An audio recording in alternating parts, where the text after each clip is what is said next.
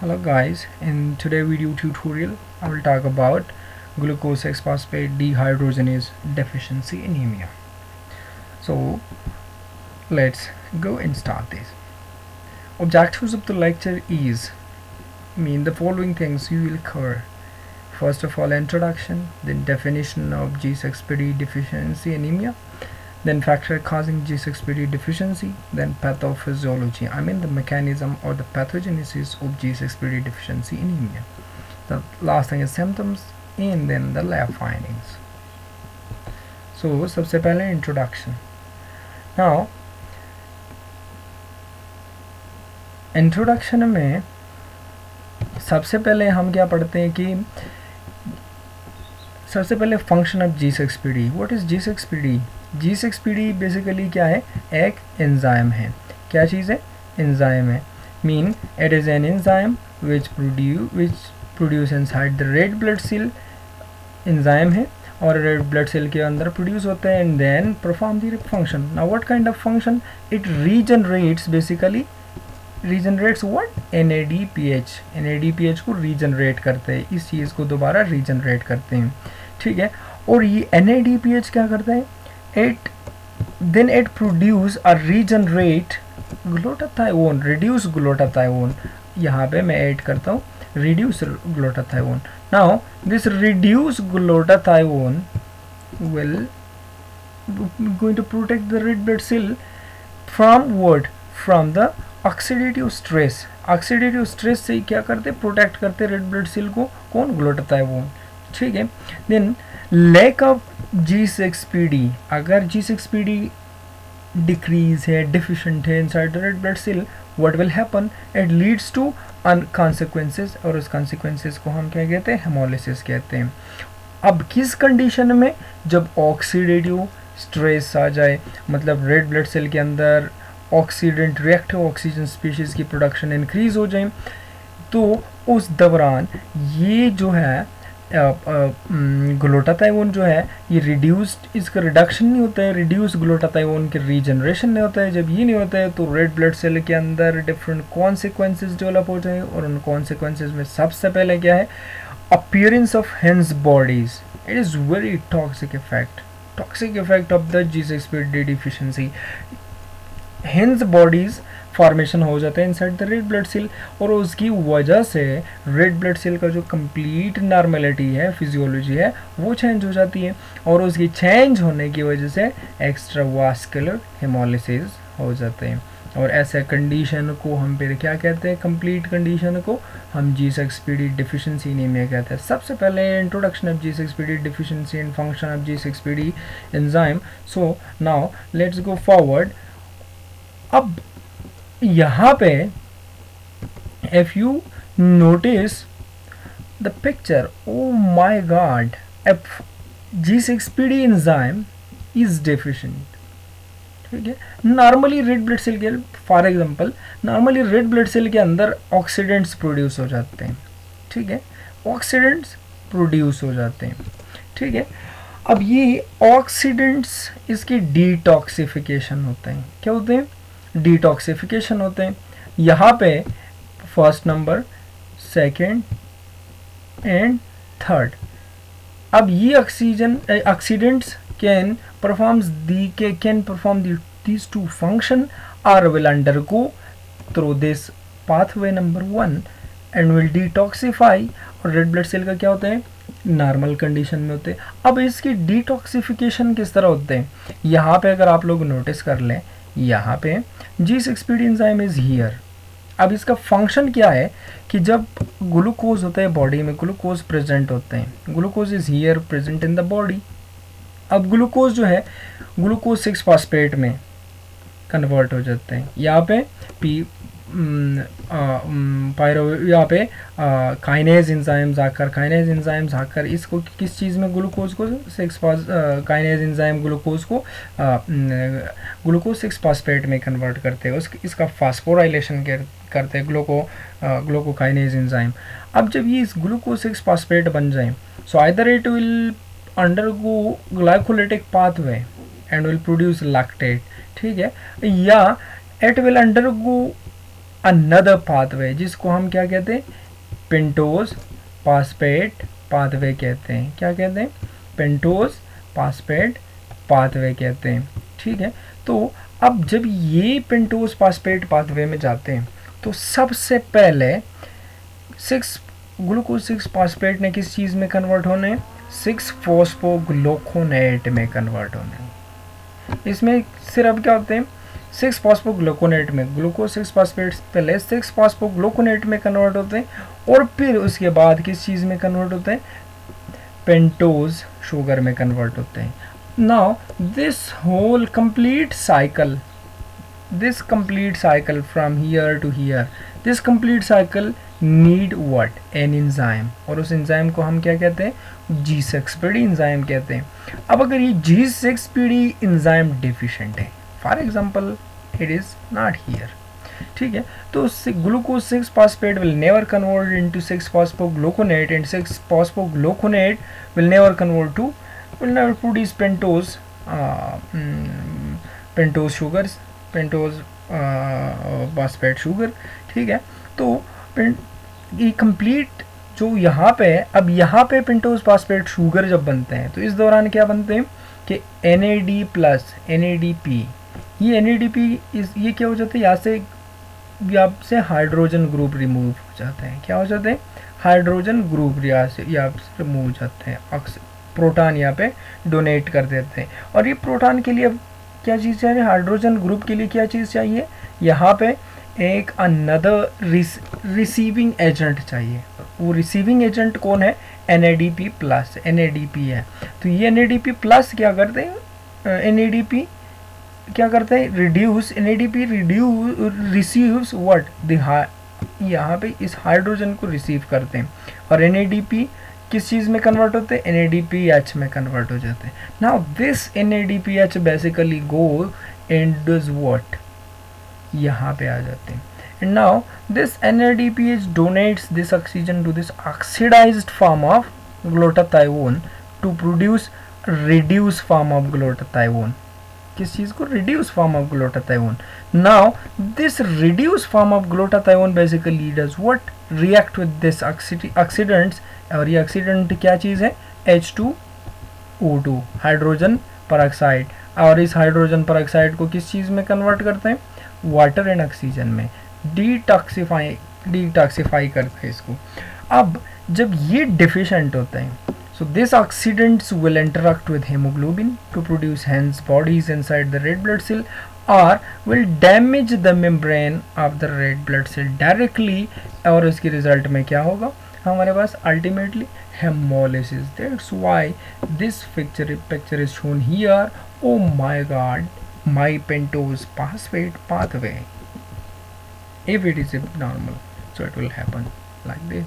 Now history of G6PD deficiency, सबसे पहले 1950s में जो ब्लैक अमेरिकन्स थे, ब्लैक अमेरिकन सोल्जर्स, उनको प्रेमाक्विन एंटीमलेरियल ड्रग्स दिए गए। कौन से ड्रग दिए गए, प्रेमाक्विन एंटीमलेरियल ड्रग। सो उसके रिजल्ट में क्या आया उन सोल्जर्स में, हेमोलिटिक एनीमिया। प्रेमाक्विन एंटीमलेरियल ड्रग्स की वजह से हेमोलिटिक एनीमिया उन लोगों ने डेवलप कर दिया। Now they start investigation on that. So उसके रिजल्ट में ये आया कि इसके रेड ब्लड सेल के अंदर एक एंजाइमोपैथी है। क्या चीज़ है, एंजाइमोपैथी है, एंजाइम एबनॉर्मेलिटी है उसके अंदर। और वो एंजाइम कौन सा है, G6PD enzyme. They found that, और उसकी वजह से क्या होता है कि जो ड्रग हम दे देते हैं, प्रेमाक्विन ड्रग्स देते हैं, तो इसके रिजल्ट में H2O2 प्रोडक्शन जो है inside the red blood cell increase हो जाते हैं। सो उस H2O2 की वजह से destruction of that red blood cell excessively हो रहा है। ठीक है, क्योंकि यहाँ पे इसका जो मतलब कंपनसेटरी मैकेनिज्म है, इस H2O2 को कन्वर्ट करने के लिए, इसको ख़त्म करने के लिए जो कंपनसेटरी मैकेनिज्म है वो डिफिशेंट है, उसके लिए प्रेजेंट एंजाइम डिफिशेंट है। सो उसके रिजल्ट में हमारे पास क्या था, अल्टीमेटली हेमोलिसिस आते हैं। ठीक है, फिर the next thing is definition. Now how we will define this disease, so we can define this at is simply it is a genetic disorder. ठीक है, जेनेटिक डिसऑर्डर है, but what kind of genetic disorders, X linked genetic disorder. ठीक है, X linked genetic disorder, जिसके result में क्या आता है हमारे पास G6PD डिफिशिएंसी। अगर एक्स क्रोमोसोम में कोई एबनॉर्मलिटी, इसके लिए जो जीन प्रेजेंट है 28 Q arm of chromosome, Q 28 locus पे ये प्रेजेंट होते हैं, सॉरी क्यू 28 लोकस पे जो एक्स क्रोमोसोम के क्यू 28 लोकस पे जो जीन प्रेजेंट होता है, that gene is basically for what, for G6PD enzyme, G6PD enzyme. ठीक है, अब अगर यहाँ पे इस लोकस में कोई एबनॉर्मेलिटी आ जाए, सो इस एबनॉर्मेलिटी की वजह से the next disease will be what the next disease will be, the disease will be the consequences, the final results will be G6PD deficiency and will cause G6PD deficiency disorders। ठीक है, और इसका inheritance, mode of inheritance क्या है, recessive disorder है। कौन से, recessive disorder है। Now genetics of G6PD. G6PD gene is located on X chromosome, thus the deficiency state it is sex linked trait। ठीक है, इसका ट्रेट, इसका जो ट्रेट है वो हमारे पास क्या है, सेक्स लिंक है। ठीक है, इसमें सबसे ज़्यादा मतलब मेल ज़्यादा अफेक्ट हो जाते हैं। ठीक है, क्योंकि males are always hemizygous, male हमारे पास क्या है, हीमीजाइगस है, हीमीजाइगस मेल और हीमीजाइगस फॉर एक्स क्रोमोसोम, तो दैट्स वाई के male will be more affected. ठीक है, और इसकी जो फीमेल जो है, females will usually they are heterozygous for this for X chromosome. Females हमारे पास क्या है कि जो heterozygous for X chromosome, they are not hemizygous, so mostly the female will be the carrier. It is present here on 28 X chromosomes, 28 X chromosome. Now 28 Q28 locus पे present होता है X chromosome पे, and shown here in the diagram। हाँ, इसका जो excellent, अब इसका हम पेडिग्री एनालिसिस करते हैं। ठीक है, पेडिग्री एनालिसिस इसका करते हैं, एक्स लिंक्ड डिजीज है, इसका पेडिग्री एनालिसिस करते हैं। नाउ लुक इट हियर, अब इन दोनों में कंप्लीट रेड जो है, it is father, in father is the redness show the abnormality of the father, and blue this blue colour mother show that it's mother is normal, okay, but the problem is in father. अब अगर इन दोनों में क्या हो जाए, cross हो जाए, and इसका जो पेडिग्री एनालिसिस है, एंड प्रोड्यूस टू 4 किड्स, सो उसमें से क्या होगा कि जो मेल होंगे, मेल वो कम्प्लीटली नॉर्मल होंगे, दोनों मेल यहाँ पे कम्प्लीटली नॉर्मल, क्योंकि दोनों मेल का एक्स क्रोमोसोम जो है, कौन सा, एक्स क्रोमोसोम, वो मदर से आता है, फादर से नहीं आते हैं, मदर से आते हैं, इसलिए son will be completely okay. ठीक है, एंड यहाँ पे डॉटर जो है, both daughters will be carrier, क्योंकि डॉटर का एक X chromosome will be from father, and that one X chromosome on Q28 locus is not okay। यहाँ पे इसके साथ क्या है, गड़बड़ है, so उस गड़बड़ की वजह से वो all the daughters will be carrier and all the son will be okay। But if in scenario number 2, in this scenario number 1, this was scenario number 1, now in scenario number 2 क्या होता है basically, if a carrier mother, if a carrier woman crosses with a normal man, what will happen? यहाँ पे अब scenario change है कि one son will be completely okay and one daughter will be okay। अब इन दोनों के साथ हमारा कोई लेन देन नहीं है। अब यहाँ पे फादर इज ओके, ठीक है, एंड मदर इज इल, ठीक है। अब इसका एक एक्स क्रोमोसोम जो है वो एबनॉर्मल है। अब ये एक एक्स क्रोमोसोम अगर ये डॉटर को डिलीवर कर देते, डोनेट कर देते, इसका वही एबनॉर्मल क्रोमोसोम डॉटर में आ जाते, ठीक है, तो उसकी वजह से daughter will be the carrier. But if that abnormal chromosome comes in son, so son will be completely affected। Why? Because because ये यहाँ पे जो 1x chromosome which came from mother is not okay, so उस abnormal chromosome की वजह से male are hemizygous for X chromosome, so the sign symptoms will appear definitely in male. Now सबसे जो important चीज़ है वो variants of G6PD enzyme है. Now there are more than 400 variants of G6PD enzyme, ठीक है, लेकिन सबसे important इसमें हम कितने पढ़ेंगे, 2 पढ़ेंगे, G6PD-A एंड G6PD-B पढ़ेंगे. तो G6PD-B बेसिकली क्या है, नॉर्मल G6PD एंजाइम की तरह, नॉर्मल एंजाइम की तरह है, ठीक है, नॉर्मल जितना जो commonly present inside our body mostly उसी की तरह in function and in structure mostly उसी की तरह है, बट स्लाइट डिफरेंसेस अपीयर, ठीक है. सो इसकी वजह से इसको हम क्या कहते हैं, G6PD-B कहते हैं. Now another one is G6PD-A. अब इसमें क्या है कि इसमें जो एक्टिविटी है, फंक्शन है, कम्प्लीटली नॉर्मल G6PD की तरह है, ठीक है, बट B से ये थोड़ा सा डिफरेंट है, B से थोड़ा सा डिफरेंट है. और वो डिफरेंसेस क्या है, सब्स्टिट्यूशन ऑफ अमाइनो एसिड होते हैं. मतलब फॉर एग्जांपल यहाँ पे अगर एक ग्लाइसिन अमाइनो एसिड है तो B में अगर ग्लाइसिन अमाइनो एसिड है तो A में वो क्या है, फॉर एग्जांपल वेलिन है, ठीक है, वेलिन है. तो इस slight one substitution of amino acid max differences. अब डिफरेंसेस किस तरह आते हैं, इसकी जो इलेक्ट्रोफोरेटिक मोबिलिटी है, इलेक्ट्रोफोरेसिस पे इसको जब हम रन करते हैं, ठीक है, तो इन दोनों की इलेक्ट्रोफोरेटिक मोबिलिटी चेंज हो जाती है, ठीक है, क्योंकि इन दोनों की सॉल्युबिलिटी में चेंज आ जाते हैं, ठीक है, इन दोनों के स्ट्रक्चर में चेंज आ जाते हैं, ज्योमेट्री में चेंज आ जाती है. So geometry due to this one amino acid substitution, इसकी ज्योमेट्री में कंप्लीट ज्योमेट्री चेंज हो जाती है. सो उस कंप्लीट ज्योमेट्री के चेंज होने की वजह से इसकी इलेक्ट्रोफोरेटिक मोबिलिटी, जो इलेक्ट्रोफोरेटिक पैच होते हैं, ठीक है, उसके अंदर इलेक्ट्रोफोरेटिक जेल होते हैं यहाँ पे प्रेजेंट. इस तो इलेक्ट्रोफोरेसिस जेल में, जेल इलेक्ट्रोफोरेसिस में इसका मूवमेंट जो है, इसका मूवमेंट मोबिलिटी इसकी चेंज हो जाती है, ठीक है. So that's makes the differences, ठीक है. अब WHO इसको अलग तरीके से क्लासीफाई करते हैं, ठीक है, class 1, class 2, class 3 and class 4 and class 5.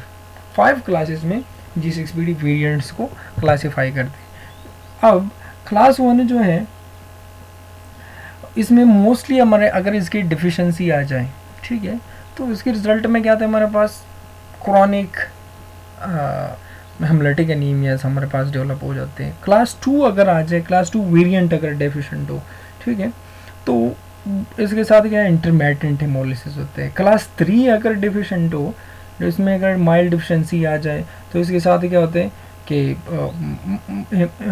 Haemolysis with stressors only. मतलब अगर कोई स्ट्रेस कंडीशन आ जाए, स्ट्रेस कंडीशन का मतलब क्या है कि अगर हम कोई एजेंट्स दे रहे हैं, ऐसे केमिकल एजेंट्स दे रहे हैं, ऐसे फूड्स दे रहे हैं जिसके रिजल्ट में ऑक्सीडेंट्स की प्रोडक्शन इंक्रीज हो जाए, ठीक है, तो ऐसे को हम क्या कहते हैं, क्लास 3 G6PD वेरिएंट्स कहते हैं, ठीक है, स्ट्रेसर की वजह से अगर आते हैं.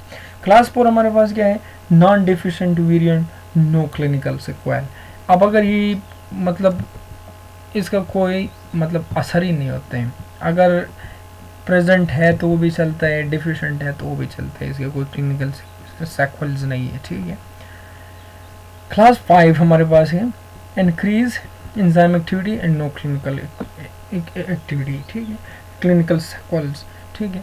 अब अगर इसके भी कोई क्लिनिकल सेक्वल्स नहीं है, सो सबसे इम्पोर्टेंट हमारे पास क्या है, क्लास 1, 2 और 3 है, ठीक है. 4 and 5 are not that much important, ठीक है. So the next, now what are the factors that causes G6PD deficiency, ठीक है. What are the embarrassing factors? अब अगर G6PD डिफिशेंसी है, सो उसके लिए एम्बेरेसिंग फैक्टर्स क्या हैं, ठीक है. सबसे पहले तो ड्रग्स, ठीक है, वेरी इंपॉर्टेंट थिंग ड्रग्स है. और ड्रग्स में this thing is very important, triple A is very important. Now what do you mean by this triple A? Triple A में एक एंटीबायोटिक आता है हमारे पास, एक A stand for anti malarial, ठीक है, and one A stand for anti pyretics. These three A's are very important. Antibiotics में सब कौन सा, सल्फामेथोक्साजोल। सल्फामेथोक्साजोल एंटीबायोटिक्स में एक्सासरबेट द कंडीशन, ठीक है, कंडीशन को किस तरह एक्सासरबेट करते हैं, मतलब ये H2O production reactive oxygen species की production inside the red blood cell increase कर देते हैं। So that's why it is very dangerous to give antibiotics like sulfamethoxazole to a person who is G6PD deficient. The other is antimalarial. Antimalarial में हमारे पास कौन से थे, प्रीमाक्विन आते हैं, कौन से आते हैं, प्रीमाक्विन आते हैं, और एंटीपायरेटिक्स में एसिटानिल वगैरह ये हमारे पास आते हैं। नाउ द फूड में भी कुछ चीज़ें हैं, ठीक है, फूड में सबसे पहले तो ड्रग्स दैट आर इम्पोर्टेंट, ठीक है, बट फूड में भी कुछ चीज़ें हैं जिसको हम क्या कहते हैं, फेवाबीन कहते हैं। This is fava bean shown in the picture, ठीक है, इसको हम क्या कहते हैं, फेवाबीन। सो इस फेवाबीन की वजह से, this is the fava bean affect what, these are the red blood cell basically, so it will affect the red blood cell and will make the red blood cell like this, ठीक है। so ये basically it also have अगर कोई बंदा Phewa beans ले लेता है, so it may also develop, it will also affect the red blood cell if a person is G6PD deficient, ठीक है। now G6PD deficiency, once again that phenomenon of the first slide, ठीक है, what will happen, now look at here, G6PD reduces what, ठीक है, reduces by G6PD basically किस चीज़ को reduce करते हैं, NADP प्लस को रिड्यूस करते हैं, किस चीज़ में कन्वर्ट करते हैं, इसको NADPH में कन्वर्ट करते हैं। Now this NADPH affect what, glutathione, ये किस चीज़ को अफेक्ट करता है, ग्लूटाथायोन को। अब now glutathione will react with free radicals or reactive oxygen species present inside the red blood cell, and the red blood cell will look healthy. But now if this G6PD is deficient, अगर ये G6PD deficient है हमारे पास, so this complete pathway will never happen, this thing will never happen। ये free radicals inside the red blood cell क्या हो जाएंगे, increase हो जाएंगे, फ्री रेडिकल्स का कंसंट्रेशन क्या हो जाएगा, इंक्रीज हो जाएगा inside the red blood cell. So ultimate result in that condition will be this one, मतलब destruction of the red blood cell. Now next thing, pathophysiology. Oxidative pathophysiology में सबसे पहले क्या आता है, एनीमिया डेवलप्स। सबसे पहले क्या होता है कि ऑक्सीडेटिव डीनेचुरेशन ऑफ हीमोग्लोबिन होता है, जब फ्री रेडिकल्स और reactive oxygen species ROS inside the red blood cell increase हो जाए, so it causes what, oxidative denaturation of haemoglobin, ठीक है, जिसकी वजह से क्या होता है, हेमोलिटिक एनीमियास होते हैं, एक्स्ट्रा वास्कुलर हेमोलिसिस भी होते हैं और इंट्रा वास्कुलर हेमोलिसिस भी होते हैं, ठीक है। सो इट इज़ इम्पोर्टेंट कि ग्लूकोज 6 फॉस्फेट जब बन जाए, स्टार्ट वाली वही बात, तो उसको 6 फॉस्फोग्लूकोनेट में कन्वर्ट करना है, और 6 फॉस्फोग्लूकोनेट को फिर पेंटोज 5 फॉस्फेट में कन्वर्ट करना है। सो इस दौरान क्या होता है कि अब वहाँ से हाइड्रोजन रिलीज होते हैं, that hydrogen is basically accept by NADP plus, and NADP plus then convert oxidize glutathione, this GS stand for glutathione, ठीक है। This S stand basically for sulfhydryl amino acid which is present in glutathione protein, ठीक है।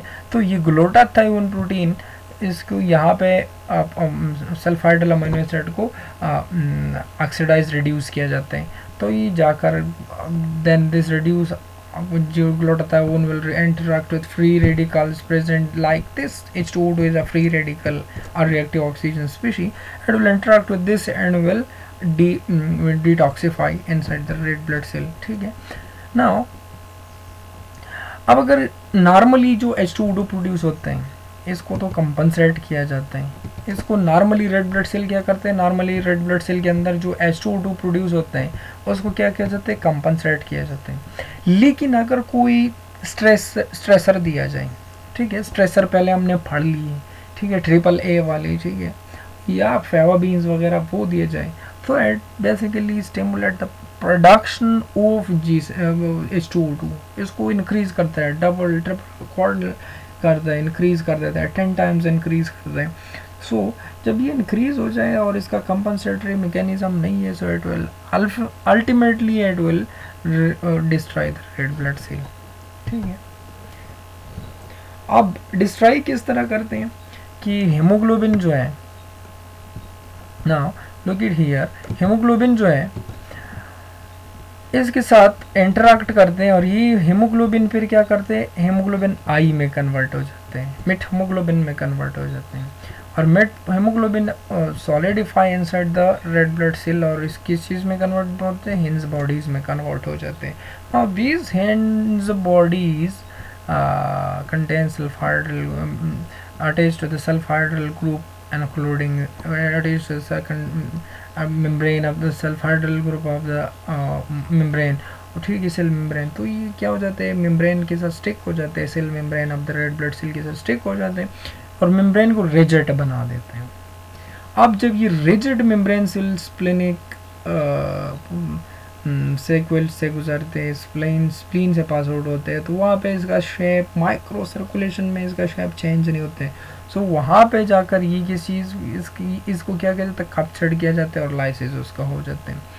लेकिन अगर ये directly H2O2 concentration increase हो जाए, क्या हो जाए, H2O2 concentration inside the red blood cell, तो it directly it also have corrosive effect on membrane, तो डायरेक्टली मेम्ब्रेन को भी डैमेज कर देते हैं। जब मेम्ब्रेन डैमेज हो जाए तो उसकी वजह से इंट्रावास्कुलर हेमोलिसिस भी हो सकता है, ठीक है। व्हाट आर द सिम्टम्स, ठीक है। So major most importantly the patient the male जो होते हैं ना उसमें सिम्टम्स ज़्यादा होते हैं, फीमेल यूजुअली कैरियर होते हैं, ठीक है, वेरी रेयर फीमेल में G6PD डिफिशेंसी आती है, ठीक है। उसमें सबसे बड़ा सिम्टम क्या है, डार्क यूरिन है, ठीक है। डार्क यूरिन किस वजह से, हेमोग्लोबिनूरिया की वजह से, हेमोग्लोबिन प्रेजेंट इन यूरिन की वजह से डार्क यूरिन आते हैं, ठीक है। स्प्लीन एक्स्ट्रा वास्कुलर हेमोलिसिस की वजह से स्प्लीन साइज इंक्रीज हो जाता है। Fatigue due to what, due to anaemia होता है, ठीक है, फेलर, ठीक है, also due to anemia and rapid heart rate. Now basically all the symptoms are due to anemia, destruction of the cells, destruction of the red blood cell, ठीक है। Heart rate की increase हो जाता है, उनके tissues को oxygen supply decrease हो जाती है। So now it needs more and more blood flow there, so इसकी वजह से कार्डियक आउटपुट को इंक्रीज करने के लिए हार्ट रेट इंक्रीज किया जाता है। शॉर्टनेस ऑफ ब्रेथ हो जाते हैं, डिस्निया, ऑक्सीजन हाइपोक्सिया, हाइपोक्सीमिया हो जाती हैं। तो उस हाइपोक्सिया को उसको कंपनसेट करने के लिए ब्रीथ जो है उसमें शार्टनेस आ जाती है, जल्दी जल्दी फिर सांस सकता है बंदा, और जॉन्डिस लाइक अपीयरेंस होता है, ठीक है, क्योंकि एक्सेसिव डिस्ट्रक्शन होता है अब red blood cell. So excessive destruction of red blood cell की वजह से कलर ऑफ द स्किन जो है वो येलो हो जाते हैं ड्यू टू